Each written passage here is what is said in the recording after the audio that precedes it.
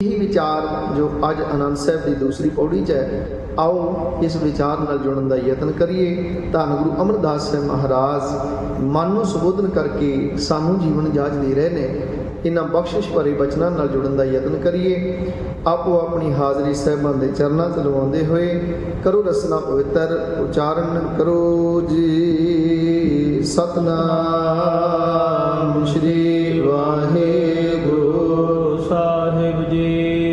सतनाम श्री वाहेगुरु साहिब जी। सतनाम वाहिगुरु साहिब जी। ए मन मेरेया तू सदा रहो हर नाले, हर नाल रहो तू मन मेरे, दुख सब विसारना। धन गुरु अमरदास साहब महाराज बख्शिश करते अपने मन को संबोधन करके सानू जीवन जाच दे रहे। ये मन मेरे आ तू सदा रहो हर नाले। गुरु अमरदास साहब जी की बाणी पढ़िए, आनंद साहब की गल करिए, ये भी वार वार मन की गल आनी अगे जाके। ये मन चंचला चतुराई किने ना पाया, ये मन प्यारिया तू सदा सच संभाले। दो पौड़ियां होनी, क्योंकि परमार्थ की जिन्नी भी साधना है वो मन की साधना है, तन की नहीं। ठीक ये सारी साधना तन द्वारा होनी है, पर है मन की साधना है। इसे ਨੂੰ क्या मन साधे सिद्ध होई। मम्मा मन स्यों काज है। असल काज किहड़ा है? मन का काज है। मन साधे सिद्ध होए। जिस दिन ये मन साधिया गया, ये इसे ली बाणी, इसे ली नितनेम, इसे ली कीर्तन कथा वख्यान ते सेवा सिमरन अभ्यास इसे ली है कि ये मन आपे की पछाण कर दे। इसे नूं पातशाह ने कहा मन तू जोत स्वरूप है, अपना मूल पछाण। मना तू परदेसी हो गया, तू दे बाहर तुरिया फिरदा है, अपने मूल की पहचान कर। तेरा मूल की है? तेरा मूल है परमात्मा कालपुरख है। तू मूल दे नालों टुट गया है, ते जिहड़ा मूल नालों टुट जाए उहदे जीवन च सुख नहीं। वेखो जिहड़ी टाहनी रुख दे नाल जुड़ी है, ਉਹਦੇ ਤੇ ਪੱਤੇ ਉਗਦੇ ਨੇ, ਉਹਨੂੰ ਹੀ ਫੁੱਲ ਲੱਗਦੇ ਨੇ, ਉਹਨੂੰ ਹੀ ਫਲ ਲੱਗਦੇ ਨੇ। ਜੇ ਉਹ ਟਾਹਣੀ ਰੁੱਖ ਨਾਲੋਂ ਟੁੱਟ ਜਾਂਦੀ ਹੈ, ਨਾ ਉਹਦੇ ਤੇ ਹਰਿਆਵਲ ਆਏਗੀ, ਨਾ ਉਹਦੇ ਤੇ ਫੁੱਲ ਤੇ ਨਾ ਉਹਦੇ ਤੇ ਫਲ ਤੇ ਨਾ ਪੱਤੇ ਨੇ, ਉਹ ਅੱਗ ਵਿੱਚ ਸੜ ਜਾਏਗੀ। ਇਸੇ ਤਰ੍ਹਾਂ ਸਾਡੇ ਜੀਵਨ ਸੜ ਰਹੇ ਨੇ। ਕਿਉਂ? ਅਸੀਂ ਮੂਲ ਨਾਲੋਂ ਟੁੱਟ ਗਏ। ਮੂਲ ਕੀ ਹੈ? ਕਾਲਪੁਰਖ ਵਾਹਿਗੁਰੂ परमात्मा। मूल की है? ये परमात्मा के अंश उहदे नाल मन ने जुड़ना सी। इसे नूं क्या है? मन तू जोत स्वरूप है, अपना मूल पछाण। अपना मूल तेरा की है? तेरा मूल है परमात्मा कालपुरख वाहिगुरू। ये जीव आत्मा परमात्मा की अंश है। कहो कबीर ये राम की अंश। आख्या मन तू परमात्मा के नाल जुड़ना सी, तू अपने मूल नाल जुड़ना सी। ये मूल तो टुट चुका है, तो मूल तो टुटण दे नाल जीवन में सुख नहीं है। पातशाह के जिहड़ी वस्तु अपने मूल नाल जुड़ी है, उहदे ते हरियावल है, खुशियां ते खेड़े ने। जिस दिन तू अपने मूल करते पुरख नाल जुड़ेगा, मना तेरे च हरियावल आ जाएगी। इसे नूं क्या है ना, मेरे माधो जी सत संगत मिले सो तरिया, गुरु प्रसाद परम पद पाया। सूके काष्ट हरिया, ये सुक्का होया मन हरिया हो जाएगा। मन खिड़िया हरिया बाग, गुरु की बाणी कहती है। ये मन का बाग खिड़ जाएगा जिस दिन अपने मूल नाल जुड़ेगा। फिर ये विकास आएगा, फिर ये आनंद तक पहुँच करेगा। फिर ये सदा ही आनंद ते खेड़ा है जिस दिन ये अपने मूल नाल जुड़ जाएगा। तो पातशाह धन गुरु नानक साहब जी के जीवन काल की साखी आउंदी। हजूर सतगुरु गुरु नानक साहब महाराज भाई मरदाना जी उदासियां वेले जा रहे ने। राह विच एक तलाब आउंदा है, बड़ा रमणीक, उहदा पानी बड़ा ठंडा है। ਉਹਦੇ ਦਿਵਾਲੇ बड़े सुंदर रुख बाग लगा है। भौरे गूंज रहे ने फुलों ते, कोलां बुल रही ने बाग में, मोर पहला पा रहे ने।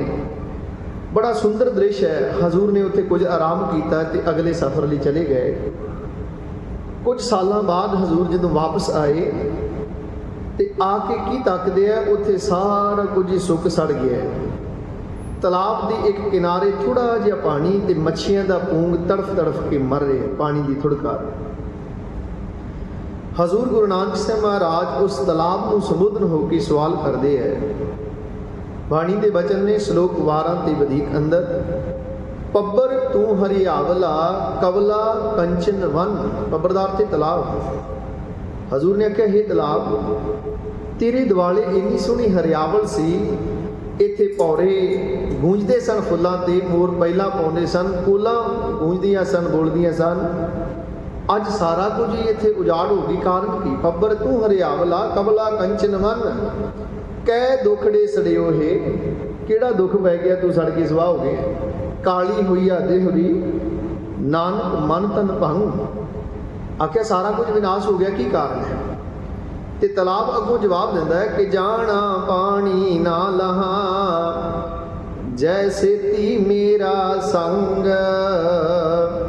ਜਿਤ ਡਿਠੈ ਤਨ ਪਰ ਫੜੈ, ਚੜੈ ਚਵਗਣ ਵਨ। ਤਲਾਬ ਜਵਾਬ ਦਿੰਦਾ, ਕਹਿੰਦੇ ਬਾਦਸ਼ਾਹ, ਉਹ ਸਾਹਮਣੇ ਵਹਿੰਦਾ ਹੋਇਆ ਦਰਿਆ ਜਿਹੜਾ ਹੈ ਉਹ ਮੇਰੀ ਹਰਿਆਵਲ ਦਾ ਕਾਰਨ ਸੀ। ਉਹਦਾ ਪਾਣੀ ਮੇਰੇ ਵਿੱਚ ਦੀ ਹੋ ਕੇ ਤਲਾਬ ਵਿੱਚ ਲੰਘਦਾ ਸੀ। ਉਸ ਪਾਣੀ ਦੇ ਕਾਰਨ ਮੇਰੇ ਤੇ ਹਰਿਆਵਲ ਸੀ, ਖੁਸ਼ੀਆਂ ਸਨ, ਖੇੜੇ ਸੀ, ਚਾਅ ਸੀ, ਉਮਾ ਸੀ। ਪਰ ਸਮੇਂ ਦੀਆਂ ਹਨੇਰੀਆਂ ਝੁੱਲੀਆਂ, ਉਹਨਾਂ ਮੇਰੇ ਤੇ ਉਸ ਦਰਿਆ ਦੇ ਵਿਚਕਾਰ ਰੇਤ ਦਾ ਟਿੱਬਾ ਖੜਾ ਕਰ ਦਿੱਤਾ ਹੈ। ਮੇਰਾ ਸੰਬੰਧ ਮੂਲ ਪਾਣੀ ਨਾਲ ਟੁੱਟ ਗਿਆ ਹੈ। ਇਹੀ ਕਾਰਨ ਮੇਰੀ ਤਬਾਹੀ ਦਾ ਹੈ, ਕਿਉਂਕਿ ਮੂਲ ਪਾਣੀ ਸੀ ਜਿਹਦੇ ਕਾਰਨ ਹਰਿਆਵਲ ਸੀ। ਪਾਣੀ ਤੋਂ ਟੁੱਟ ਗਿਆ ਹੈ, ਸਾਰੀ ਰੌਣਕ ਚਲੀ ਗਈ ਹੈ।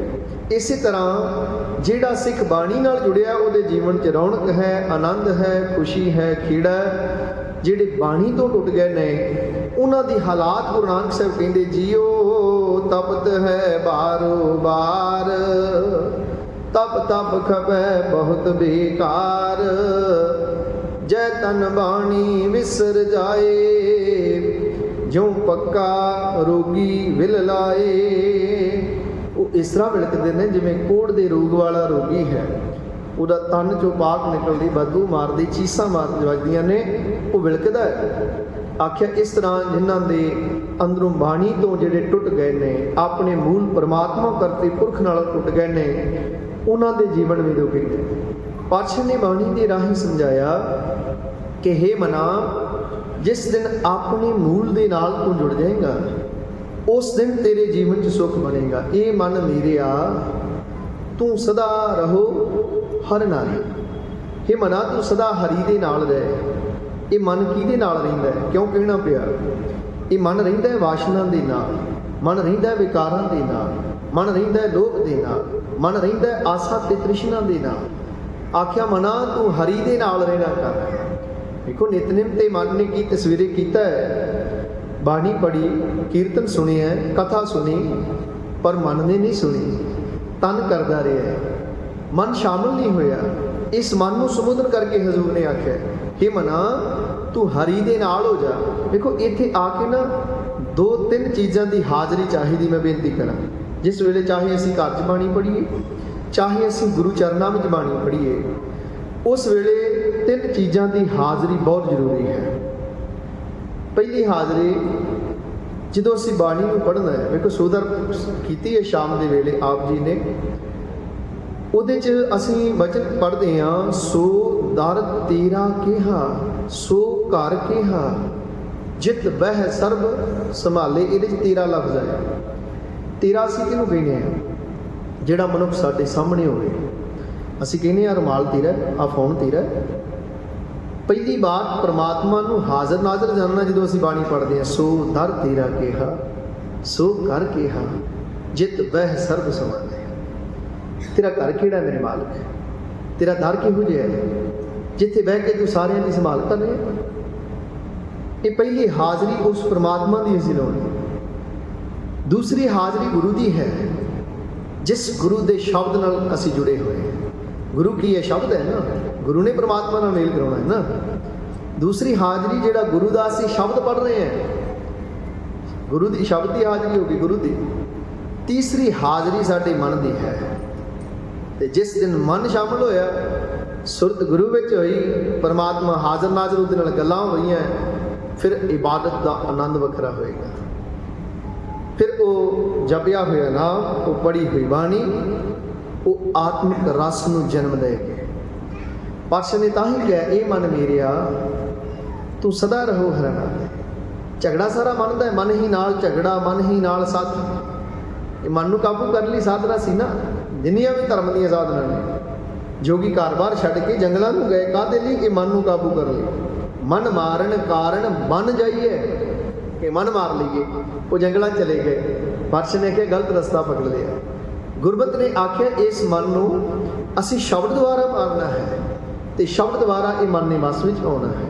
ਕਿਉਂਕਿ ਮਨ ਦੇ 4 ਹੀ ਔਗਣ ਨੇ, ਤੇ ਬਾਣੀ 'ਚ ਇਹ ਲਫ਼ਜ਼ 4 ਵਾਰ ਆਉਂਦਾ ਹੈ, 4 ਰੂਪਾਂ ਵਿੱਚ ਆਉਂਦਾ ਹੈ। ਮੰਮਾ ਨੰਨਾ ਮੁਕਤਾ ਹੈ ਮਨ, ਮੰਮੇ ਤੇ ਟਿੱਪੀ ਨੰਨਾ ਮਨ, ਮੰਮਾ ਨੰਨਾ ਤੇ ਔਂਕੜ ਮਨ, ਮੰਮਾ ਨੰਨਾ ਤੇ ਸਿਹਾਰੀ ਮਨ। 4 ਰੂਪਾਂ 'ਚ ਆਉਂਦਾ ਹੈ, ਤੇ 4 ਹੀ ਮਨ ਦੇ ਔਗਣ ਨੇ। ਪਹਿਲਾ ਔਗਣ ਮਨ ਮੈਲਾ ਹੈ। ਪਾਤਸ਼ਾਹ ਨੇ ਕਿਹਾ ਜੇ ਮਨ ਮੈਲਾ ਕੀਤੀ ਸਾਧਨਾ ਵੀ ਮੈਲੀ ਹੈ।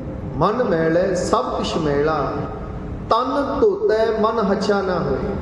ਜੇ ਮਨ ਮੈਲਾ ਹੈ ਤੇ ਖਿਮਾ ਕਰਿਓ, ਬਾਣੀ ਪੜ੍ਹੀ ਵੀ ਮੈਲੀ, ਕੀਰਤਨ ਕੀਤਾ ਵੀ ਮੈਲਾ, ਕਥਾ ਕੀਤੀ ਵੀ ਮੈਲੀ, ਤੇ ਸੇਵਾ ਕੀਤੀ ਵੀ ਮੈਲੀ, ਕਿਉਂਕਿ ਮਨ ਮੈਲਾ।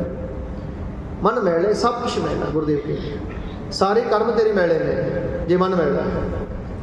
ਦੂਸਰਾ ਔਗਣ ਮਨ ਦਾ ਕਿ ਮਨ ਚੁੱਪ ਨਹੀਂ ਕਰਦਾ, ਇਹ ਵਾਰ-ਵਾਰ ਬੋਲਦਾ ਹੈ ਮਨ। ਇਹ ਮਨ ਵਾਰ-ਵਾਰ ਬੋਲੀ ਜਾਂਦਾ ਹੈ। ਇਹਦਾ ਸੁਭਾਅ ਇਹ ਵੱਖਰਾ, ਮਨ ਸੰਕਲਪ ਲੈ ਲੈਂਦਾ ਹੈ। ਹਰ 12 ਸੈਕਿੰਡ ਬਾਅਦ ਇਹਦੇ ਸੰਕਲਪ ਵੱਖਰੇ ਆਉਂਦਾ ਹੈ, ਸੰਕਲਪ ਬਦਲ ਜਾਂਦਾ ਹੈ।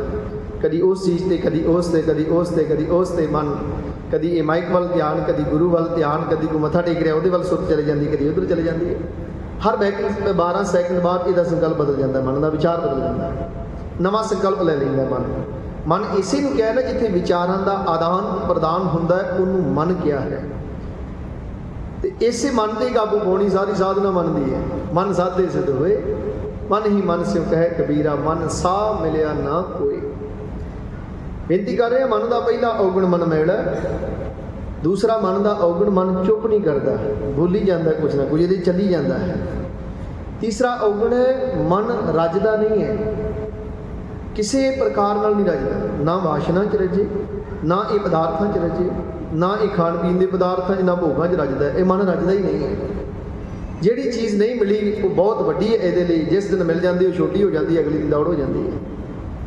ਮਾਨੋ ਅਸੀਂ ਗੱਡੀ ਲੈਣੀ ਹੈ, ਕੋਈ ਵੀ ਕਾਰ ਲੈਣੀ ਹੈ, ਜਿੰਨਾ ਚਿਰ ਸ਼ੋਅਰੂਮ 'ਚ ਹੈ ਉਹਦੀ ਕੀਮਤ ਹੈ ਸਾਡੇ ਮਨ ਦੇ ਸਾਹਮਣੇ। ਜਿਸ ਦਿਨ ਘਰ ਆ ਜਾਂਦੀ ਹੈ ਛੋਟੀ ਹੋ ਜਾਂਦੀ, ਮਨ ਉਸ ਤੋਂ ਅਗਲੀ ਦੀ ਦੌੜ ਹੋ ਜਾਂਦੀ ਹੈ। ਜਿੰਨਾ ਚਿਰ ਘਰ ਨਹੀਂ ਸੀ ਮਿਲਿਆ ਤੇ ਕੀਮਤ ਸੀ ਘਰ ਦੀ, ਘਰ ਮਿਲ ਜਾਏ, ਜਿਸ ਦਿਨ ਮਿਲ ਗਿਆ ਛੋਟਾ ਹੋ ਜਾਂਦਾ, ਹੁਣ ਕਹਿੰਦਾ ਇਸ ਤੋਂ ਵੱਡਾ ਚਾਹੀਦਾ। ਮਨ ਰੱਜਦਾ ਹੀ ਨਹੀਂ। ਇਸੇ ਨੂੰ ਕਿਹਾ ਸਹਿਸ ਖਟੇ ਲਾਕੋ ਉਠਤਾਵੈ, ਤ੍ਰਿਪਤ ਨਾ ਆਵੈ ਮਾਇਆ ਪਛ ਪਾਵੈ, ਅਨਕ ਭੋਗ ਵਿਖਿਆ ਕੇ ਕਰੈ, ਨ ਤ੍ਰਿਪਤਾਵੈ ਖਪ ਖਪ ਮਰੈ। ਖਪ ਖਪ ਕੇ ਮਰ ਜਾਂਦਾ ਮਨੁੱਖ, ਮਨ ਥੋੜਾ ਰੱਜਦਾ ਹੈ। ਪਾਤਸ਼ਾਹ ਨੇ ਕਿਹਾ ਕਿ ਇਹ ਮਨ ਦੇ ਜਿਹੜੇ ਔਗਣ ਨੇ, ਪਹਿਲਾ ਔਗਣ ਮਨ ਮੈਲਾ, ਦੂਸਰਾ ਮਨ ਚੁੱਪ ਨਹੀਂ ਕਰਦਾ, ਤੀਸਰਾ ਮਨ ਰੱਜਦਾ ਨਹੀਂ, ਚੌਥਾ ਔਗਣ ਮਨ ਦਾ ਇਹ ਵਾਰ-ਵਾਰ ਭੁੱਲਾਂ ਕਰਦਾ ਹੈ। ਇੱਕ ਦਿਨ ਭੁੱਲ ਨਹੀਂ ਕਰਦਾ, ਵਾਰ-ਵਾਰ ਕਰਦਾ ਹੈ। ਹਰ ਰੋਜ਼ ਗੁਰੂ ਤੋਂ ਹੁਕਮ ਸੁਣ ਲੈਂਦਾ, ਰੋਜ਼ ਭੁੱਲ ਜਾਂਦਾ, ਨਹੀਂ ਚੇਤਾ ਰਹਿੰਦਾ, ਵਾਰ-ਵਾਰ ਭੁੱਲਾਂ ਕਰਦਾ। ਉਹੀ ਦੁਹਰਾ ਰਿਹਾ ਹੈ ਜੋ ਬਚਪਨ ਤੋਂ ਲੈ ਕੇ ਸਭ ਅੱਜ ਵੀ ਉਹੀ ਭੁੱਲਾਂ ਨੇ। ਭੁੱਲਦਾ ਕੀ ਹੈ? ਸਾਨੂੰ ਪਰਮਾਤਮਾ ਭੁੱਲਦਾ, ਸਾਨੂੰ ਨਾਮ ਭੁੱਲਦਾ ਹੈ, ਸਾਨੂੰ ਨਿਤਨੇਮ ਭੁੱਲਦਾ ਹੈ, ਸਾਨੂੰ ਬਾਣੀ ਭੁੱਲਦੀ ਹੈ, ਸਾਨੂੰ ਦੇਵੀ ਗੁਣ ਭੁੱਲਦੇ ਨੇ। ਸੰਸਾਰ ਥੋੜਾ ਭੁੱਲਦਾ ਹੈ। ਕਦੀ ਕਿਸੇ ਨੂੰ ਬੱਚੇ ਥੋੜਾ ਭੁੱਲੇ ਨੇ, ਕਦੀ ਪਰਿਵਾਰ ਥੋੜਾ ਭੁੱਲੇ। ਕਦੀ ਕਿਸੇ ਨੇ ਕਿਹਾ ਉਹ ਵੀ ਕੀਰਤਨ ਕਰੀਏ ਬਹਿ ਕੇ, ਪਰਿਵਾਰ ਨੂੰ ਘੜੀ ਚੇਤਾ ਕਰ ਲਈਏ ਬਹਿ ਕੇ। ਅਸੀਂ ਕੀ ਕਹਿੰਦੇ ਹਾਂ? ਘੜੀ ਰੱਬ ਨੂੰ ਚੇਤੇ ਕਰੀਏ। ਕਿਉਂ? ਰੱਬ ਭੁੱਲਿਆ। ਰੱਬ ਨੂੰ ਅਸੀਂ ਆਪਣਾ ਨਹੀਂ ਬਣਾਇਆ, ਤਾਂ ਹੀ ਉਹ ਭੁੱਲਦਾ ਹੈ। ਆਪਣੇ ਨਹੀਂ ਭੁੱਲਦੇ। ਇਸ ਨੂੰ ਪਾਤਸ਼ਾਹ ਨੇ ਕਹਿੰਦਾ ਸਭ ਕੁਛ ਆਪਣਾ, ਇੱਕ ਰਾਮ ਭਰਾਇਆ, ਇੱਕ ਰੱਬ ਭਰਾਇਆ, ਉਹ ਭੁੱਲ ਜਾਂਦਾ ਹੈ। ਆਪਣੇ ਨਹੀਂ ਭੁੱਲਦੇ। ਕਿੰਨੇ ਵਾਜੇ ਢੋਲਕੀਆਂ ਕੀਰਤਨ ਕਰਦਿਆਂ ਪਾਟ ਗਏ, ਸਾਜ਼ ਖਰਾਬ ਹੋ ਗਏ, ਪਰ ਰੱਬ ਚੇਤੇ ਨਹੀਂ ਆਇਆ। ਅਜੇ ਵੀ ਉਹ ਚੇਤਨ ਸੱਤਾ ਦਾ ਹਿੱਸਾ ਨਹੀਂ ਬਣਿਆ। ਗੁਰੂ ਬਖਸ਼ਿਸ਼ ਕਰੇ ਇਸ ਮਨ ਅੰਦਰ ਪਰਮਾਤਮਾ ਦਾ ਨਾਮ ਵਸ ਜਾਏ। ਅੱਜ ਗੁਰੂ ਅਮਰਦਾਸ ਸਾਹਿਬ ਮਹਾਰਾਜ, ਉਹਨਾਂ ਦਾ ਬਹੁਤ ਵੱਡਾ ਤਜਰਬਾ ਹੈ, ਕਿਉਂਕਿ 20 ਸਾਲ ਉਹ ਵੀ ਤੀਰਥ ਯਾਤਰਾ ਜਾਂਦੇ ਰਹੇ, ਉਹ ਵੀ ਸਾਧਨਾ ਕਰਦੇ ਰਹੇ, ਤਪ ਕਰਦੇ ਰਹੇ, ਪਰ ਮਨ ਵਸ ਨਾ ਆਇਆ। ਪਰ ਜਿਸ ਦਿਨ ਪੂਰੇ ਗੁਰੂ ਦਾ ਮਿਲਾਪ ਹੋਇਆ, ਇਹ ਮਨ ਤੇ ਰਹਿਮਤ ਵਾਪਰ ਗਈ। ਸ਼ਬਦ ਦਾ ਰਸੀਆ ਤੇ ਭੌਰਾ ਬਣ ਗਿਆ। ਪਿਆ ਮਨੂਰ ਕੰਚਨ ਫਿਰ ਹੋਵੇ, ਜੇ ਗੁਰ ਮਿਲੈ ਤਨੇਹਾ। ਇੱਕ ਨਾਮ ਕੋ ਅੰਮ੍ਰਿਤ ਦੀਵੈ, ਤੋ ਨਾਨਕ ਕ੍ਰਿਸ਼ਟਸ ਦੇਹਾ। ਇਸੇ ਨੂੰ ਪਾਤਸ਼ਾਹ ਅੱਜ ਸਾਨੂੰ ਸਮਝਾ ਰਿਹਾ, ਇਹ ਮਨ ਮੇਰਿਆ, ਤੂੰ ਸਦਾ ਰਹੋ ਹਰ ਨਾਲੇ। ਤੂੰ ਸਦਾ ਹਰੀ ਦੇ ਨਾਲ ਰਹਿ। ਤੂੰ ਵਾਸ਼ਨਾ ਦੇ ਨਾਲ ਰਹਿਣਾ, ਤੂੰ ਬੁਰਾਈਆਂ ਨਾਲ ਰਹਿਣਾ, ਤੂੰ ਔਗੁਣਾਂ ਤੇ ਗੁਨਾਹਾਂ ਨਾਲ ਸਫ਼ਰ ਕਰਦਾ ਹੈ। ਮੇਰੇ ਮਨਾ ਤੂੰ ਗੁਰੂ ਨਾਲ ਰਹਿਣਾ ਕਰ। ਇਹ ਮਨ ਮੇਰਿਆ, ਤੂੰ ਸਦਾ ਰਹੋ ਹਰ ਨਾਲੇ। ਤੂੰ ਹਰੀ ਦੇ ਨਾਲ ਮਨਾ ਰਹਿਣਾ ਕਰ। ਹਰ ਨਾਲ ਰਹੋ ਤੂੰ ਮਨ ਮੇਰੇ, ਦੁਖ ਸਭ ਵਿਸਾਰਣਾ। ਫਿਰ ਆਖਿਆ ਹਰ ਨਾਲ ਰਹੋ ਤੂੰ ਮਨ ਮੇਰੇ। ਫਿਰ ਦੁਬਾਰਾ ਕਿਹਾ, ਇੱਥੇ ਮਨ ਦੇ ਨੰਨੇ ਨੂੰ ਡਿੱਬੀ ਹੈ। ਇਸ ਇੱਕ ਪਹਿਲੀ ਪੌੜੀ ਜਿਹੜੇ ਡਿੱਬੀ ਆਏਗੀ, ਇਹਦਾ ਉਚਾਰਨ ਥੋੜਾ ਜਿਹਾ ਭਾਰਾ ਕਰਕੇ ਮਨ। ਪਾਤਸ਼ਾਹ ਨੇ ਕਿਹਾ ਹਰ ਨਾਲ ਰਹੋ ਤੂੰ ਮਨ ਮੇਰੇ। ਇਹ ਮੇਰੇ ਮਨਾ ਤੂੰ ਸਦਾ ਹਰੀ ਦੇ ਨਾਲ ਰਹਿ। ਤੇ ਮਨ ਨੇ ਸਵਾਲ ਕੀਤਾ, ਮਿਲੇਗਾ ਕੀ? ਪਾਤਸ਼ਾਹ ਕਹਿੰਦੇ ਦੁੱਖ ਸਭ ਵਿਸਾਰਨਾ। ਪਾਤਸ਼ਾਹ ਕਹਿੰਦੇ ਉਹ ਤੇਰੇ ਸਾਰੇ ਦੁੱਖ ਵਿਸਾਰ ਦੇਗਾ। ਜਿਸ ਦਿਨ ਮਨਾ ਤੂੰ ਹਰੀ ਦੇ ਨਾਲ ਜੁੜ ਗਿਆ, ਉਸ ਦਿਨ ਤੂੰ ਹਰੀ ਵਰਗਾ ਹੋ ਜਾਏਗਾ। ਜਿਸ ਦਿਨ ਮਨ ਹਰੀ ਦੇ ਨਾਲ ਜੁੜਿਆ। ਇਸੇ ਨੂੰ ਗੁਰੂ ਅਰਜਨ ਦੇਵ ਸਾਹਿਬ ਮਹਾਰਾਜ ਜੀ ਦੇ ਚਰਨਾਂ 'ਚ ਭਾਈ ਮੱਝ ਆਉਂਦੇ ਹੈ, ਉਹ ਆ ਕੇ ਨਮਸਕਾਰ ਕਰਦੇ ਹੈ। ਹਜ਼ੂਰ ਨੇ ਪੁੱਛਿਆ ਕਿੱਥੋਂ ਆਏ? ਕਹਿਣ ਲੱਗੇ ਜੀ ਫਲਾਣੇ ਇਲਾਕੇ ਤੋਂ। ਆਖਿਆ ਕੀ ਕਰਦੇ ਹੋ? ਕਹਿਣ ਲੱਗੇ ਜੀ ਸਖੀ ਸਰਵਰੀਆਂ ਦੇ ਚੇਲੇ ਆ, ਉਹਨਾਂ ਨੂੰ ਸਿਜਦਾ ਕਰਦੇ ਆ। ਪਾਤਸ਼ਾਹ ਨੇ ਕਿਹਾ ਕਦੀ ਮਿਲਾਪ ਹੋਇਆ? ਕਹਿਣ ਲੱਗੇ ਜੀ ਨਹੀਂ, ਮਿਲਾਪ ਨਹੀਂ, ਉਹਨਾਂ ਦੀ ਕਬਰ ਹੈ, ਕਬਰ ਨੂੰ ਮੱਥਾ ਟੇਕਦੇ ਆ। ਹਜ਼ੂਰ ਨੇ ਆਖਿਆ ਕਬਰ ਵਿੱਚੋਂ ਕੀ ਮਿਲੇਗਾ? ਇਬਾਦਤ ਕਰਨੀ ਤੇ ਕਰਤੇ ਪੁਰਖ ਦੀ ਕਰੋ ਨਾ, ਕਿਉਂ ਜੀਵਨ ਦਾ ਅਮੁੱਲਕ ਸਮਾਂ ਅਜ਼ਾਈ ਗਵਾ ਰਹੇ ਹੋ? 72 ਪਿੰਡਾਂ ਦੇ ਚੌਧਰੀ ਸਨ ਭਾਈ ਮੰਝ ਜੀ। 72 ਪਿੰਡਾਂ ਦੇ ਚੌਧਰੀ ਸਨ, ਮੁਖੀ ਸਨ। ਘਰ 'ਚ ਪੀਰਖਾਨਾ ਬਣਾਇਆ ਸੀ, ਪੂਜਾ ਕਰਦੇ ਸੀ, ਆਰਾਧਨਾ ਕਰਦੇ ਸਨ। ਹੁਣ ਸਤਿਗੁਰੂ ਪਾਤਸ਼ਾਹ ਤੋਂ ਪ੍ਰਭਾਵਿਤ ਹੋਏ ਸੰਗਤ 'ਚ ਆ ਕੇ ਤੇ ਹੱਥ ਜੋੜ ਕੇ ਇਹਨਾਂ ਨੇ ਸਿੱਖੀ ਦੀ ਦਾਤ ਮੰਗ ਲਈ। ਕਹਿਣ ਲੱਗੇ ਪਾਤਸ਼ਾਹ ਕਰੋ ਕਿਰਪਾ, ਸਿੱਖੀ ਦੀ ਦਾਤ ਝੋਲੀ ਪਾਓ। ਹਜ਼ੂਰ ਨੇ ਆਖਿਆ ਪੁਰਖਾ ਸਿੱਖੀ ਤੇ ਸਿੱਖੀ ਨਹੀਂ ਡਿੱਗਦੀ। ਕਹਿਣ ਲੱਗੇ ਪਾਤਸ਼ਾਹ ਮੈਂ ਸਮਝਿਆ ਨਹੀਂ। ਹਜ਼ੂਰ ਨੇ ਆਖਿਆ ਤੂੰ ਮਨ ਕਰਕੇ ਪਹਿਲਾਂ ਕਿਸੇ ਹੋਰ ਦਾ ਸਿੱਖ ਹੈ। ਤੂੰ ਮਨ ਵਿੱਚ ਤੇਰੇ ਜਿਹੜਾ ਸਖੀ ਸਰਵਿਆਂ ਦੀ ਪੂਜਾ ਕਰਦਾ, ਤੂੰ ਉਹਨਾਂ ਦਾ ਪੁਜਾਰੀ ਹੈ। ਸਿੱਖੀ ਤੇ ਸਿੱਖੀ ਨਹੀਂ ਡਿੱਗੇਗੀ, ਤੂੰ ਪਹਿਲਾਂ ਕਿਸੇ ਹੋਰ ਦਾ ਸਿੱਖ ਹੈ। ਤੇ ਕਹਿਣ ਲੱਗਾ ਪਾਤਸ਼ਾਹ ਨਹੀਂ, ਕਿਰਪਾ ਕਰੋ ਸਿੱਖੀ ਦੀ ਦਾਤ ਬਖਸ਼ੋ। ਹਜ਼ੂਰ ਨੇ ਆਖਿਆ ਫਿਰ ਤੈਨੂੰ ਇੱਕ ਕਰਮ ਕਰਨਾ ਪਏਗਾ, ਇੱਕ ਪਾਸੇ ਹੋਣਾ ਪਏਗਾ। ਜਿਹੜਾ ਦੋ ਬੇੜੀਆਂ 'ਚ ਸਵਾਰ ਹੈ ਉਹ ਕਦੀ ਪਾਰ ਨਹੀਂ ਲੱਗਦੇ। ਅੱਜ ਮਨੁੱਖੀ ਜੀਵਨ ਦੀ ਮੁਸ਼ਕਲ ਇਹ ਹੈ, ਅਸੀਂ ਹੱਥ ਵੀ ਵਿਖਾਉਣਾ ਹੈ, ਅਸੀਂ ਧਾਗੇ ਦੇ ਦਵੀਤ ਵੀ ਕਰਾਉਣੇ ਆ, ਅਸੀਂ ਨਗ ਵੀ ਪਾਉਣੇ ਆ, ਪਰ ਗੁਰੂ ਨੂੰ ਮੱਥਾ ਵੀ ਟੇਕਦੇ, ਅਸੀਂ ਦੇਗ ਵੀ ਆ ਕੇ ਕਰਾ ਦਿੰਦੇ। ਇੱਥੇ ਮਹੀਨੇ ਮੱਸਿਆ ਸੰਗਰਾਂਦ ਨੂੰ ਸਾਡੀ ਹਾਜ਼ਰੀ ਵੀ ਇੱਥੇ ਹੁੰਦੀ ਹੈ। ਅਰਦਾਸ ਦੀ ਲਿਸਟ ਵੀ ਅਸੀਂ ਜ਼ਰੂਰ ਕਰਾਉਣੀ ਹੁੰਦੀ ਪਰਿਵਾਰ ਦੀ। ਸਿਦਕ ਨਹੀਂ ਹੈ, ਭਰੋਸਾ ਨਹੀਂ ਹੈ। ਗੁਰੂ ਨੇ ਆਖਿਆ ਭਰੋਸਾ ਇੱਕ ਤੇ ਰੱਖ। ਜਿਸ ਦਿਨ ਇੱਥੇ ਆ ਕੇ ਅਰਦਾਸ ਕਰੇਗਾ, ਤੋ ਮੈਂ ਆਇਆ ਸ਼ਰਣੀ ਆਇਆ, ਭਰੋਸੇ ਆਇਆ, ਕਿਰਪਾ ਆਇਆ, ਜੋ ਭਾਵੈ ਤਿਉ ਰਾਖੋ ਸੁਆਮੀ, ਮਾਰਗ ਗੁਰੇ ਬਤਾਇਆ। ਉਸ ਦਿਨ ਰਹਿਮਤ ਵਾਪਰਨੀ ਹੈ, ਜਿਸ ਦਿਨ ਭਰੋਸੇ ਨਾਲ ਆਏਗਾ। ਪਾਤਸ਼ਾਹ ਨੇ ਕਿਹਾ ਭਰੋਸਾ ਕਰ। ਹਜ਼ੂਰ ਨੇ ਆਖਿਆ ਇੱਕ ਬੇੜੀ 'ਚ ਪੈਰ ਰੱਖਣਾ ਪਏਗਾ। ਹਜ਼ੂਰ ਨੇ ਕਿਹਾ ਪੀਰਖਾਨਾ ਢਾਹ, ਫਿਰ ਤੈਨੂੰ ਸਿੱਖੀ ਦੀ ਦਾਤ ਮਿਲ ਜਾਏਗੀ। ਕਰ ਗਏ, ਪੀਰਖਾਨਾ ਢਾਹ ਦਿੱਤਾ। ਪਿੰਡ ਵਾਲਿਆਂ ਨੇ ਘਰੋਂ ਕੱਢ ਦਿੱਤਾ ਭਾਈ ਮੰਝ ਨੂੰ। ਨੁਕਸਾਨ ਵੀ ਉਸ ਤੋਂ ਬਾਅਦ ਬਹੁਤ ਹੋਇਆ। ਕੁਝ ਪਸ਼ੂ ਮਰ ਗਏ, ਘੋੜੀਆਂ ਆਦਿ ਮਰ ਗਈਆਂ। ਇਹ ਪਰਖ ਸੀ। ਲੋਕਾਂ ਨੇ ਆਖਿਆ ਜੀ ਇਹਨੂੰ ਪੀਰ ਪੁੱਠਾ ਪੈ ਗਿਆ, ਇਹਨੇ ਪੀਰ ਦੀ ਜਗ੍ਹਾ ਢਾਹ ਦਿੱਤੀ ਤਾਂ ਨੁਕਸਾਨ ਹੋ ਰਿਹਾ ਹੈ। ਹਜ਼ੂਰ ਨੇ ਕੋਲ ਬੁਲਾ ਰਿਹਾ, ਹਜ਼ੂਰ ਦੀ ਸੰਗਤ ਵਿੱਚ ਆ ਗਏ। ਇੱਥੇ ਲੱਕੜਾਂ ਲਿਆਉਣ ਦੀ ਸੇਵਾ ਕਰਦੇ ਗੁਰੂ ਦਰ। ਗੱਲ ਨੇੜੇ ਕਰਾਂ। ਇੱਕ ਦਿਨ ਸਮਾਂ ਆਉਂਦਾ ਹੈ, ਹਜ਼ੂਰ ਬਾਦਸ਼ਾਹ ਨੇ ਪੁੱਛਿਆ ਭਾਈ ਮੰਝ ਕੀ ਕਰਦੇ ਹੋ? ਕਹਿੰਦੇ ਬਾਦਸ਼ਾਹ ਲੱਕੜਾਂ ਲਿਆ ਕੇ ਗੁਰੂ ਘਰ ਦੇਣਾ ਬਾਲਣ ਵਾਸਤੇ ਤੇ ਪ੍ਰਸ਼ਾਦਾ। ਪੁੱਛਿਆ ਪ੍ਰਸ਼ਾਦਾ ਕਿੱਦੋਂ ਛਕਦੇ? ਕਹਿੰਦੇ ਲੰਗਰ 'ਚੋਂ। ਹਜ਼ੂਰ ਨੇ ਆਖਿਆ ਫਿਰ ਇਹ ਹਿਸਾਬ ਬਰਾਬਰ ਹੋ ਗਿਆ, ਜਿੰਨੀਆਂ ਲੱਕੜਾਂ ਲੈ ਆਉਣਾ ਉਹਨੇ ਦਾ ਪ੍ਰਸ਼ਾਦਾ ਛਕ ਲੈਣਾ, ਤੇਰੀ ਸੇਵਾ ਕਿਸ ਤਰ੍ਹਾਂ ਹੈ? ਉਹਦੀ ਸੇਵਾਦਾਰੀ ਖਤਮ ਹੋ ਜਾਂਦੀ ਹੈ। ਕਹਿੰਦੇ ਬਾਦਸ਼ਾਹ ਹੁਕਮ। ਹਜ਼ੂਰ ਨੇ ਆਖਿਆ 2 ਪੰਡਾਂ ਲਿਆ ਕਰ ਬਾਲਣ ਦੀਆਂ, ਇੱਕ ਵੱਢ ਕੇ ਵੇਚਿਆ ਕਰ, ਉਹਦੇ ਨਾਲ ਆਪਣੀ ਰੋਟੀ ਖਾਓ ਪਕਾ ਕੇ, ਤੇ ਦੂਸਰੀ ਜਿਹੜੀ ਉਹ ਸੇਵਾ ਤੇਰੀ ਥਾਂ ਪੈ ਗਈ, ਦੂਸਰੀ ਲੰਗਰ 'ਚ ਲਿਆ ਕੇ। ਇਸੇ ਤਰ੍ਹਾਂ ਆਰੰਭ ਕਰ ਦਿੱਤੀ ਸੇਵਾ। ਤੇ ਇੱਕ ਦਿਨ ਸਮਾਂ ਆਉਂਦਾ ਹੈ, ਭਾਈ ਮੰਝ ਜੀ ਬਾਲਣ ਦੀ ਪੰਡ ਲੈ ਕੇ ਆ ਰਹੇ ਸਨ। ਕਾਲੀ ਬੋਲੀ ਹਨੇਰੀ ਆਈ। ਉਸ ਹਨੇਰੀ 'ਚ ਇਹ ਆਉਂਦੇ ਆਉਂਦੇ ਖੂਹ 'ਚ ਡਿੱਗ ਪੈਂਦੇ ਹੈ। ਧੰਨ ਗੁਰੂ ਅਰਜਨ ਦੇਵ ਸਾਹਿਬ ਮਹਾਰਾਜ ਸਿੰਘਾਸਨ ਤੋਂ ਉੱਠ ਕੇ ਉਸੇ ਵੇਲੇ ਨੰਗੇ ਪੈਰੀਂ ਦੌੜਦੇ। ਸਿੱਖਾਂ ਨੂੰ ਆਖਿਆ ਬੇਲ ਲਿਆਓ, ਰੱਸੇ ਲਿਆਓ। ਭਾਈ ਮੰਝ ਜੀ ਨੂੰ ਰੱਸਾ ਸੁੱਟਿਆ। ਆਖਿਆ ਭਾਈ ਹੱਥ ਪਾ ਕੇ ਬਾਹਰ ਆ ਜਾਓ। ਉਹਨਾਂ ਨੇ ਆਖਿਆ ਲੱਕੜਾਂ ਗਿੱਲੀਆਂ ਨਾ ਹੋ ਜਾਣ ਪਾਤਸ਼ਾਹ। ਪਹਿਲਾਂ ਲੱਕੜਾਂ ਬੰਨ੍ਹ ਕੇ ਉਹਨਾਂ ਨੇ ਭੇਜੀਆਂ। ਉਪਰੰਤ ਭਾਈ ਮੰਝ ਜੀ ਆਉਂਦੇ ਬਾਹਰ। ਸਤਿਗੁਰੂ ਗੁਰੂ ਅਰਜਨ ਦੇਵ ਸਾਹਿਬ ਮਹਾਰਾਜ ਜੀ ਦੇ ਚਰਨਾਂ ਤੇ ਟਹਿ ਪੈਂਦੇ ਐ। ਹਜ਼ੂਰ ਨੇ ਚੁੱਕ ਕੇ ਗਲ ਨਾਲ ਲਾਇਆ, ਆਖਿਆ ਮੰਗ ਭਾਈ ਮੰਝ, ਕੀ ਮੰਗਦਾ ਹੈ? ਤੇਰੀ ਸੇਵਾ ਗੁਰੂ ਦਰ ਥਾਈ ਪੈ ਗਈ ਹੈ। ਤੇ ਧੰਨ ਭਾਈ ਮੰਝ ਜੀ ਮੰਗਿਆ ਕਿ ਸਿੱਖ ਪਰਉਪਕਾਰੀ ਹੈ ਨਾ, ਉਹਨਾਂ ਨੇ ਸਾਡੇ ਤੇ ਪਰਉਪਕਾਰ ਕੀਤਾ। ਆਖਿਆ ਪਾਤਸ਼ਾਹ ਇੱਕੋ ਬੇਨਤੀ ਹੈ, ਜਿਹੜਾ ਪਰਚਾ ਮੇਰੇ ਤੇ ਪਾਇਆ ਹੈ ਇਹ ਕਿਸੇ ਸਿੱਖਾਂ ਤੇ ਪਾਤਸ਼ਾਹ ਨਾ ਪਾਇਓ, ਨਹੀਂ ਤੇ ਆਉਣ ਵਾਲੇ ਸਮੇਂ ਕੋਈ ਸਿੱਖ ਪਾਰ ਨਹੀਂ ਹੋ ਪਾਏਗਾ, ਇਸ ਕਸਵੱਟੀ ਚੋਂ ਕੋਈ ਪਾਰ ਨਹੀਂ ਉਤਰੇਗਾ। ਪਾਤਸ਼ਾਹ ਇਹ ਕਿਰਪਾ ਕਰਿਓ। ਤੇ ਸਤਿਗੁਰਾਂ ਵਚਨ ਆਖੇ ਸਨ, ਮੰਝ ਪਿਆਰਾ ਗੁਰੂ ਕੋ ਗੁਰ ਮੰਝ ਪਿਆਰਾ, ਮੰਝ ਗੁਰੂ ਕਾ ਬੋਹਿ ਥਾ ਜਗ ਲੰਘਣ ਹਾਰਾ। ਪਾਤਸ਼ਾਹ ਨੇ ਆਖਿਆ ਲੈ ਤੂੰ ਵੀ ਬੇੜਾ ਤੇ ਜਹਾਜ਼ ਬਣ ਗਿਆ, ਜਿਹੜਾ ਤੇਰੇ ਤੋਂ ਉਪਦੇਸ਼ ਲੈ ਲੇਗਾ ਉਹ ਵੀ ਤਰ ਜਾਏਗਾ। ਭਾਈ ਮੰਝ ਗੁਰੂ ਘਰ ਦੇ ਪ੍ਰਚਾਰਕ ਹੋਣੇ ਬੜੇ। ਕਦੋਂ? ਜਦੋਂ ਮਨ 'ਚ ਇੱਕ ਪਰਮਾਤਮਾ ਦੀ ਓਟ ਤੇ ਆਸਰਾ ਤੱਕ ਲਿਆ, ਜਿਸ ਦਿਨ ਇੱਕ ਦੀ ਹੋ ਗਏ। ਤੋ ਅਸੀਂ ਅੰਦਰ ਸਿੱਖੀਆਂ ਬਹੁਤ ਟਿਕਾਈਆਂ ਨੇ। ਅਸੀਂ ਐਤਵਾਰ ਕਿਸੇ ਹੋਰ ਦੇ ਸਿੱਖ ਹੁੰਦੇ ਹਾਂ, ਵੀਰਵਾਰ ਕਿਤੇ ਹੋਰ ਦੀਵਾ ਲਾਉਂਦੇ ਹਾਂ, ਅਸੀਂ ਸ਼ਨੀਵਾਰ ਕਿਤੇ ਹੋਰ ਹਾਜ਼ਰੀ ਭਰਨੀ ਹੁੰਦੀ ਹੈ, ਮੱਸਿਆ ਪੁੰਨਿਆ ਅਸੀਂ ਗੁਰੂ ਘਰ ਵੀ ਆ ਜਾਂਦੇ ਹਾਂ। ਸਵੇਰੇ ਜਨਮ ਦਿਨ ਹੁੰਦਾ ਹੈ ਤੇ ਸਵੇਰੇ ਕੇਕ ਹੁੰਦਾ ਹੈ, ਉਦੋਂ ਅਸੀਂ ਭਾਈ ਕੋਲ ਆ ਕੇ ਅਰਦਾਸ ਕਰ ਲੈਂਦੇ ਹਾਂ। ਤੇ ਦੁਪਹਿਰੇ ਉਸ ਤੋਂ ਬਾਅਦ ਅਸੀਂ ਜਾ ਕੇ ਈਸਾਈ ਵੀ ਬਣ ਜਾਂਦੇ ਹਾਂ ਕਿ ਅਸੀਂ ਜਾ ਕੇ ਘਰ ਕੇਕ ਵੀ ਕੱਟਣਾ ਹੁੰਦਾ ਹੈ। ਤੇ ਉਸ ਤੋਂ ਬਾਅਦ ਰਾਤ ਨੂੰ ਫਿਰ ਕਸਾਈ ਵੀ ਬਣਦੇ ਹਾਂ, ਜਦੋਂ ਸਾਡੇ ਪਾਰਟੀਆਂ ਦੇ ਦੌਰ ਚੱਲਦੇ ਹੈ। ਤਾਂ ਗੁਰੂ ਕਿਸ ਤਰ੍ਹਾਂ ਸਾਡੇ ਤੇ ਰਹਿਮਤ ਕਰੇਗਾ? ਵੇਖੋ ਕਿਵੇਂ ਅਸੀਂ ਗੁਰੂ ਦੇ ਪਿਆਰੇ ਬਣਾਂਗੇ। ਗੁਰੂ ਬਖਸ਼ਿਸ਼ ਕਰੇ, ਗੁਰੂ ਰਹਿਮਤ ਕਰੇ। ਜਿਸ ਦਿਨ ਮਨ ਕਰਕੇ ਗੁਰੂ ਦੇ ਹੋਵਾਂਗੇ, ਇਬਾਦਤ ਉਸ ਦਿਨ ਸਫਲੀ ਹੋਣੀ ਹੈ। ਬਾਦਸ਼ਾਹ ਨੇ ਕਿਹਾ ਇਹ ਮਨ ਮੇਰੇ ਆ, ਤੂੰ ਸਦਾ ਰਹੋ ਹਰ ਨਾਲੇ, ਹਰ ਨਾਲ ਰਹੋ ਤੂੰ ਮਨ ਮੇਰੇ, ਦੁੱਖ ਸਭ ਵਿਸਾਰਨਾ। ਆਖਿਆ ਗੁਰੂ ਤੇਰੇ ਸਾਰੇ ਦੁੱਖ ਜਿਹੜੇ ਉਹ ਵਿਸਾਰ ਦੇਗਾ। ਕਿੰਨੇ ਦੁੱਖ ਨੇ? ਪਾਤਸ਼ਾਹ ਨੇ 3 ਦੁੱਖਾਂ ਦੀ ਗੱਲ ਕੀਤੀ, ਦੁੱਖ ਵਿਛੋੜਾ, ਇੱਕ ਦੁੱਖ ਭੂਖ, ਇੱਕ ਦੁੱਖ ਸਖਤ ਵਾਰ ਜਮਦੂਤ, ਇੱਕ ਦੁੱਖ ਰੋਗ ਲੱਗੇ ਤਨ ਧਾਈ, ਵੈਦ ਨ ਭੋੜੈ ਦਾਰੂ ਲਾਏ। ਆਖਿਆ ਇਹ ਤਿੰਨੇ ਦੁੱਖ ਗੁਰੂ ਨਿਵਾਰਨ ਵਾਲਾ ਹੈ। ਤੀਨੇ ਤਾਪ ਨਿਵਾਰਨ ਹਾਰਾ, ਦੁੱਖ ਅੰਤਾ ਸੁਤਰਾਸ, ਤਾਂ ਕੋ ਵਿਗੜ ਨਾ ਕੋ ਲਾਗੈ, ਜਾਂ ਕੀ ਪ੍ਰਭ ਆਗੇ। ਅਰਦਾਸ ਜਿਸ ਦਿਨ ਮਨ ਕਰਕੇ ਪ੍ਰਭੂ ਅੱਗੇ ਅਰਦਾਸ ਕਰੇਗਾ, ਤੇਰੀ ਅਰਦਾਸ ਗੁਰੂ ਚਰਨਾਂ 'ਚ ਕਬੂਲ ਪੈ ਗਈ। ਪਾਤਸ਼ਾਹ ਨੇ ਕਿਹਾ ਹਰ ਨਾਲ ਰਹੋ ਤੂੰ ਮਨ ਮੇਰੇ, ਦੁੱਖ ਸਭ ਵਿਸਾਰਨਾ।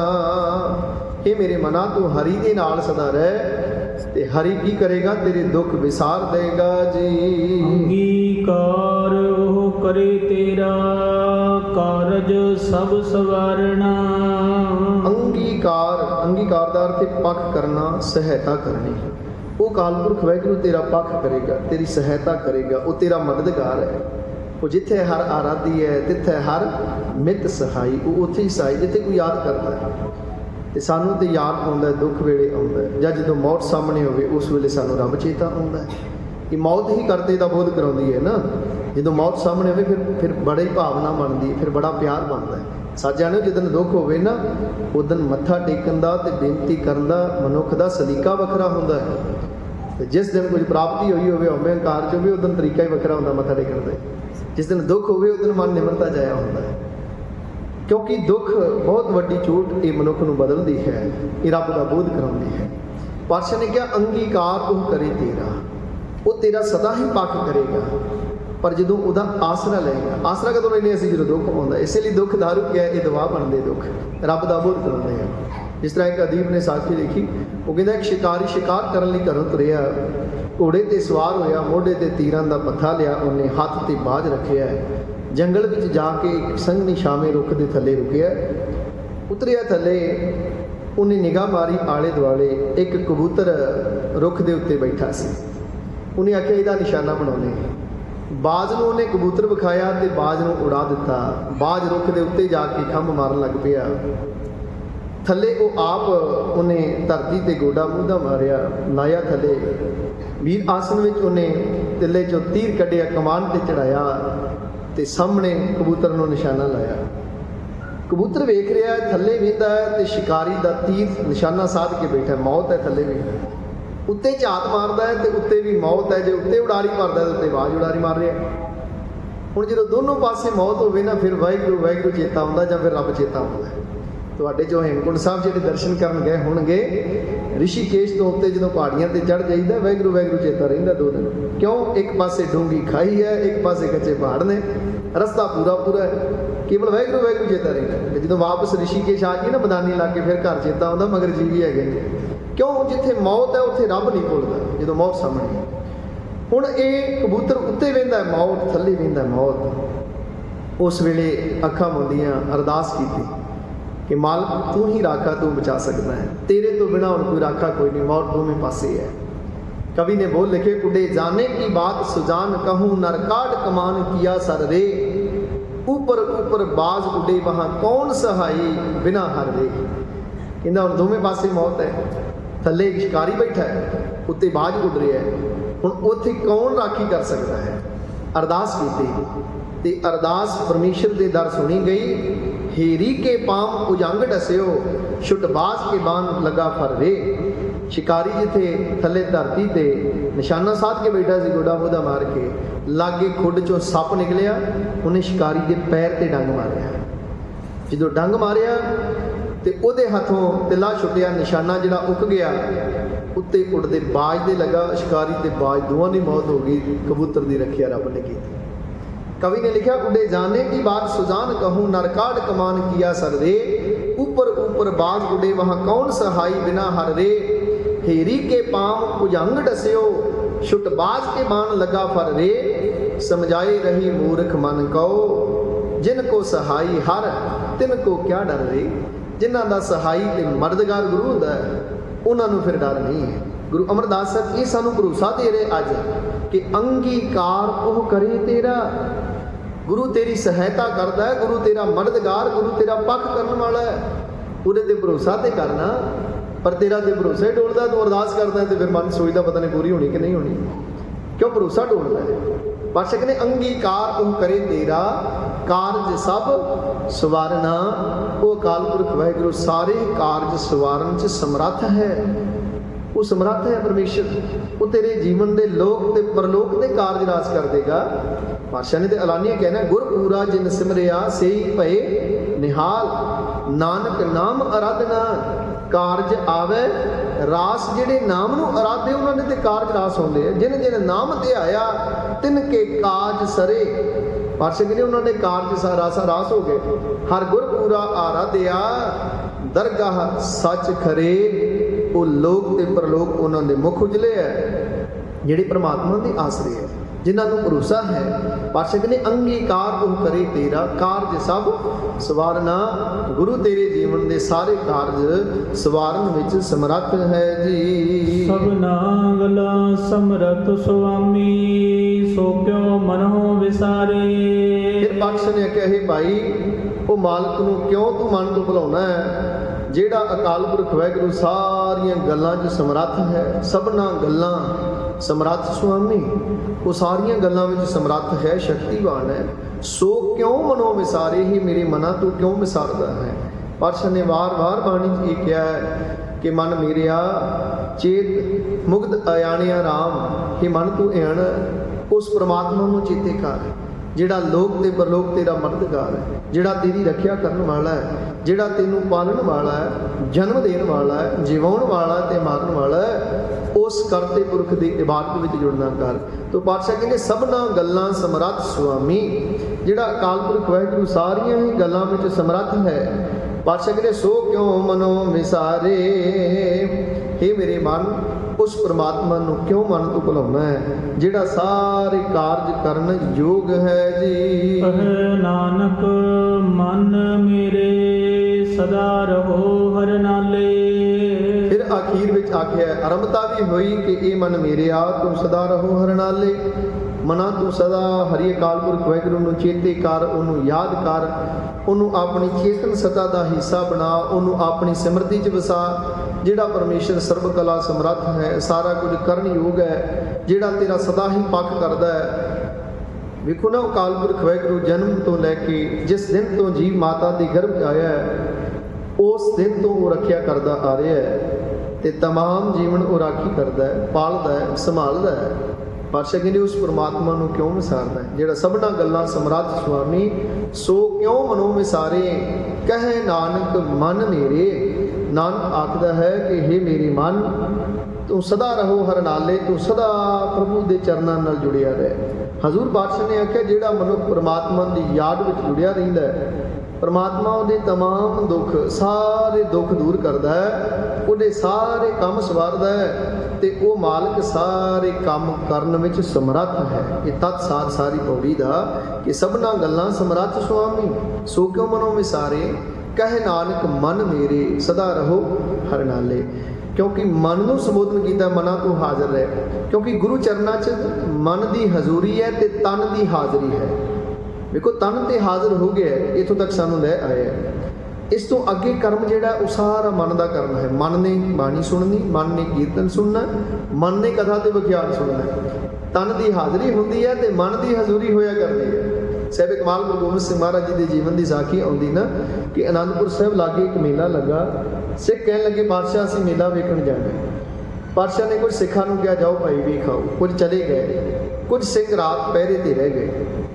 ਜਿਹੜੇ ਪਹਿਰੇ ਤੇ ਹਾਜ਼ਰ ਸਨ ਉਹ ਸਾਰੀ ਰਾਤ ਸੋਚਦੇ ਰਹੇ ਵੀ ਸਾਡੀ ਇੱਥੇ ਡਿਊਟੀ ਲੱਗ ਗਈ, ਅਸੀਂ ਮੇਲੇ 'ਚ ਜਾਂਦੇ ਤੇ ਜਲੇਬੀਆਂ ਖਾਂਦੇ, ਉੱਥੇ ਘੁੰਮਦੇ ਫਿਰਦੇ, ਕੋਈ ਰੰਗ ਤਮਾਸ਼ੇ ਵੇਖਦੇ, ਸਾਡੀ ਤੇ ਇੱਥੇ ਸੇ ਡਿਊਟੀ ਲੱਗ ਗਈ ਹੈ।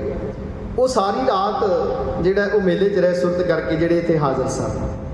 ਜਿਹੜੇ ਮੇਲੇ ਵਿੱਚ ਗਏ ਉਹ ਮੇਲੇ ਵਿੱਚ ਜਾ ਕੇ ਉਹਨਾਂ ਨੂੰ ਪਛਤਾਵਾ ਹੋਇਆ ਵੀ ਅਸੀਂ ਸਤਿਗੁਰਾਂ ਦੀ ਹਜ਼ੂਰੀ ਛੱਡ ਕੇ ਇਹ ਝੂਠੇ ਮੇਲਿਆਂ 'ਚ ਆ ਗਏ ਹਾਂ, ਇੱਥੋਂ ਸਾਨੂੰ ਕੀ ਮਿਲਣਾ, ਐਵੇਂ ਰਾਤ ਬਰਬਾਦ ਕੀਤੀ ਹੈ। ਗੁਰੂ ਕੀ ਹਜ਼ੂਰੀ 'ਚ ਰਹਿੰਦੇ ਤੇ ਸਿਮਰਨ ਕਰਦੇ, ਉਹ ਮੇਲੇ 'ਚ ਤਨ ਕਰਕੇ ਫਿਰਦੇ ਰਹੇ। ਉਹਨਾਂ ਦੀ ਸੁਰਤ ਗੁਰੂ ਚਰਨਾਂ 'ਚ ਸਾਰੀ ਰਾਤ ਰਹੀ ਵੀ ਬੜਾ ਅਫਸੋਸ ਹੈ ਆਪਾਂ ਗਲਤੀ ਕੀਤੀ ਮੇਲੇ 'ਚ ਆ ਕੇ। ਕੀ ਇਹ ਲੱਭਣਾ, ਇੱਥੋਂ ਸਾਨੂੰ ਕੀ ਮਿਲਣਾ, ਕੁਝ ਖਾ ਲਾਂਗੇ, ਕੁਝ ਪੀ ਲਾਂਗੇ, ਪਰ ਉਸ ਤੋਂ ਵੱਧ ਪ੍ਰਾਪਤੀ ਤੇ ਨਹੀਂ ਹੈ। ਉਹ ਸਾਰੀ ਰਾਤ ਹਾਜ਼ਰੀ 'ਚ ਰਹੇ ਤੇ ਜਿਹੜੇ ਹਾਜ਼ਰ ਸਨ ਉਹ ਗੈਰ ਹਾਜ਼ਰ ਰਹੇ। ਸਵੇਰ ਨੂੰ ਉਹ ਸਿੱਖ ਵਾਪਸ ਆ ਗਏ। ਆਸਾ ਕੀ ਵਾਰ ਦਾ ਦੀਵਾਨ ਹੋਇਆ, ਸਮਾਪਤੀ ਹੋਈ। ਹਜ਼ੂਰ ਗੁਰੂ ਗੋਬਿੰਦ ਸਿੰਘ ਮਹਾਰਾਜ ਕਥਾ ਕੀਤੀ ਤੇ ਹਜ਼ੂਰ ਕਹਿੰਦੇ ਹਾਜ਼ਰ ਗੈਰ ਹਾਜ਼ਰ ਤੇ ਗੈਰ ਹਾਜ਼ਰ ਹਾਜ਼ਰ। ਸਿੱਖਾਂ ਨੇ ਪੁੱਛਿਆ ਪਾਤਸ਼ਾਹ ਸਮਝ ਨਹੀਂ ਆਈ ਕੀ ਰਮਜ ਕਹਿ ਰਹੇ ਹੋ। ਹਜ਼ੂਰ ਨੇ ਆਖਿਆ ਹਾਜ਼ਰ ਗੈਰ ਹਾਜ਼ਰ ਤੇ ਗੈਰ ਹਾਜ਼ਰ ਹਾਜ਼ਰ। ਕਹਿੰਦੇ ਪਾਤਸ਼ਾਹ ਸਮਝ ਨਹੀਂ ਆਈ, ਦੱਸੋ ਖੋਲ ਕੇ ਸਮਝਾਉਣਾ ਕਰੋ। ਹਜ਼ੂਰ ਨੇ ਆਖਿਆ ਜਿਹੜੇ ਤੇ ਰਾਤ ਇੱਥੇ ਹਾਜ਼ਰ ਸਨ ਉਹ ਸੁਰਤ ਕਰਕੇ ਸਾਰੀ ਰਾਤ ਮੇਲੇ 'ਚ ਰਹੇ, ਉਹ ਗੈਰ ਹਾਜ਼ਰ ਰਹੇ। ਤੇ ਜਿਹੜੇ ਗੈਰ ਹਾਜ਼ਰ ਸਨ ਉਹ ਮਨ ਕਰਕੇ ਰਾਤ ਸਾਰੀ ਰਾਤ ਗੁਰੂ ਚਰਨਾਂ 'ਚ ਰਹੇ, ਗੁਰੂ ਕੀ ਹਜ਼ੂਰੀ ਵਿੱਚ ਰਹੇ। ਤੋ ਤਨ ਦੀ ਹਾਜ਼ਰੀ ਹੈ, ਮਨ ਦੀ ਹਜ਼ੂਰੀ ਹੈ। ਪਰਮਾਰਥ ਤਾਂ ਹੀ ਔਖਾ ਹੈ। ਅਸੀਂ ਤਨ ਨਾਲ ਸਾਰਾ ਕੁਝ ਕਰ ਸਕਦੇ ਹਾਂ, ਤਨ ਨਾਲ ਅਸੀਂ ਭਾਂਡੇ ਮਾਂਜ ਲੈਂਦੇ ਹਾਂ, ਅਸੀਂ ਸੇਵਾ ਕਰ ਲੈਂਦੇ ਹਾਂ, ਅਸੀਂ ਤੁਰ ਫਿਰ ਕੇ ਕੋਈ ਪਰਉਪਕਾਰ ਕਰਨਾ ਹੋਵੇ ਉਹਦੇ ਲਈ ਵੀ ਅਸੀਂ ਜਾ ਸਕਦੇ ਹਾਂ। ਪਰ ਮਨ ਕਰਕੇ ਸਿਮਰਨ ਕਰਨਾ, ਬਾਣੀ ਪੜ੍ਹਨੀ, ਨਿਤਨੇਮ ਕਰਨਾ ਇਹ ਮੁਸ਼ਕਿਲ ਹੈ, ਇਹ ਧਰਮ ਦੀ ਮੁਸ਼ਕਿਲ ਹੈ। ਤੋ ਸਾਧਨਾ ਮਨ ਦੀ ਹੈ। ਪਾਤਸ਼ਾਹ ਨੇ ਆਖਿਆ ਤਨ ਦੀ ਹਾਜ਼ਰੀ ਹੈ ਤੇ ਮਨ ਦੀ ਹਜ਼ੂਰੀ ਹੈ। ਇਸੇ ਲਈ ਗੁਰੂ ਅਮਰਦਾਸ ਸਾਹਿਬ ਜੀ ਨੇ ਕਿਹਾ ਇਹ ਮਨ ਮੇਰਿਆ ਤੂੰ ਸਦਾ ਰਹੋ ਹਰ ਨਾਲੇ। ਮੇਰੇ ਮਨਾ ਸਦਾ ਪ੍ਰਭੂ ਦੀ ਯਾਦ ਵਿੱਚ ਜੁੜਿਆ ਰਹਿ, ਹਰ ਨਾਲ ਰਹੋ ਤੂੰ ਮਨ ਮੇਰੇ, ਦੁੱਖ ਸਭ ਵਿਸਾਰਨਾ। ਜਿਹੜਾ ਪਰਮਾਤਮਾ ਦੁੱਖ ਵਿਸਾਰਨ ਵਾਲਾ ਤੇ ਅੰਗੀਕਾਰ ਪੱਖ ਕਰਨ ਵਾਲਾ ਹੈ, ਉਸ ਪਰਮਾਤਮਾ ਨੂੰ ਸਦਾ ਹੀ ਚੇਤੇ ਰੱਖ। ਅੰਗੀਕਾਰ ਉਹ ਕਰੇ ਤੇਰਾ, ਕਾਰਜ ਸਭ ਸਵਾਰਨਾ, ਸਭਨਾ ਗੱਲਾਂ ਸਮਰੱਥ ਸੁਆਮੀ ਸੋ ਕਿਉ ਮਨੋਂ ਵਿਸਾਰੇ ਕਹਿ ਨਾਨਕ ਮਨ ਮੇਰੇ ਸਦਾ ਰਹੋ ਹਰ ਨਾਲ। ਹੀ ਮੇਰੇ ਮਨਾ ਸਦਾ ਪ੍ਰਭੂ ਚਰਨਾਂ ਨਾਲ ਜੁੜਿਆ ਰਹੇ। ਹਜ਼ੂਰ ਇਹ ਦਾਤ ਬਖਸ਼ਿਸ਼ ਕਰਨ, ਕਿਉਂਕਿ ਮਨ ਨੂੰ ਵਸ ਕਰਨਾ ਇਹ ਵੀ ਸਾਡੇ ਵਸ ਦੀ ਬਾਤ ਨਹੀਂ। ਇਹ ਪ੍ਰਭ ਕਿਰਪਾ ਤੇ ਮਨ ਵਸ ਆਇਆ, ਨਾਨਕ ਗੁਰਮੁਖ ਤਰੀ ਤਿਨ ਮਾਇਆ। ਗੁਰੂ ਦੀ ਕਿਰਪਾ ਨਾਲ ਤੋ ਸਤਿਗੁਰ ਦਾਤਾ ਇਹ ਰਹਿਮਤ ਸਾਡੇ ਸਾਰਿਆਂ ਤੇ ਕਰਨ, ਸਾਡਾ ਮਨ ਵਸ ਵਿੱਚ ਆਵੇ ਤੇ ਇਹ ਮਨ ਸ਼ਬਦ ਦਾ ਭੌਰਾ ਬਣੇ ਤੇ ਆਤਮ ਰਸ ਨੂੰ ਜਨਮ ਦੇਗਾ। ਇਹ ਜੀਵਨ ਜਾਚ ਗੁਰਦੇਵ ਝੋਲੀ ਪਾਉਣ। ਹੋਈਆਂ ਬੇਅੰਤ ਭੁੱਲਾਂ ਦੀ ਖਿਮਾ। ਸਮੂਹ ਸੰਗਤ ਨੂੰ ਗੁਰੂ ਦਰਬਾਰ ਆਉਣ ਤੇ ਜੀ ਆਇਆਂ ਆਖਦੇ ਹੋਏ ਬਹੁਤ ਬਹੁਤ ਧੰਨਵਾਦ। ਭੁੱਲਾਂ ਨਾ ਚਿਤਾਰਦੇ ਹੋਏ ਪਿਆਰ ਸੱਦੇ ਹੋ ਅਸੀਸ ਬੁਲਾਓ ਫਤਿਹ ਆਖੋ ਜੀ। ਵਾਹਿਗੁਰੂ ਜੀ ਕਾ ਖਾਲਸਾ, ਵਾਹਿਗੁਰੂ ਜੀ ਕੀ ਫਤਿਹ।